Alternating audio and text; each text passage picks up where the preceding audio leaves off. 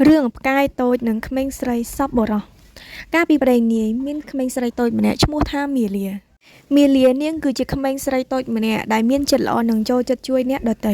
នៅយប់មួយនៅពេលដែលមាលាកំពុងតែគយគន់វងផ្កាយដ៏ស្រស់ស្អាតលើមេឃស្រាប់តែពេលនោះមាលាបានឃើញផ្កាយតូចមួយកំពុងតែធ្លាក់ចុះមកដីក្រោយផ្ទះរបស់នាងមាលាបានរត់យ៉ាងប្រញាប់ដើម្បីទៅមើលផ្កាយតូចនោះ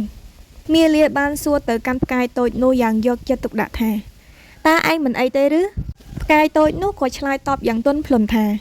ពេលនេះខ្ញុំបានធ្លាក់ពីលើមេឃហើយខ្ញុំពុំទាន់អាចត្រឡប់ទៅលើមេឃវិញបានទេខ្ញុំឈឺចុកចាប់ណាស់បន្ទាប់មកមាលាបានយកផ្កាយតូចនោះថែរក្សាយ៉ាងយកចិត្តទុកដាក់មាលាបានយកផ្កាយតូចនោះដាក់នៅក្នុងប្រអប់តូចមួយជារៀងរាល់យប់ផ្កាយតូចនិងមាលាបានពិភាក្សាគ្នាយ៉ាងរីករាយ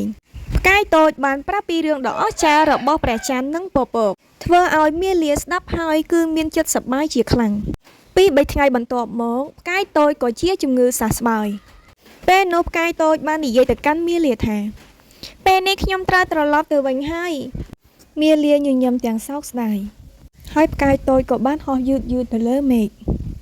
ចាប់តាំងពីពេលនោះមកមាលាតែងតែឈរនៅមុខផ្ទះហើយសម្លឹងមើលទៅលើមេឃហើយនាងបានឃើញផ្កាយតូចមួយនៅក្បែរព្រះច័ន្ទទើបនាងដឹងថាមួយនោះប្រកាសជាមិត្តរបស់នាងទោះបីជាពួកគេបានបែកគ្នាក៏ពិតមែនប៉ុន្តែពួកគេតែងតែនិយាយគ្នានៅក្រោមដួងព្រះច័ន្ទជានិច្ច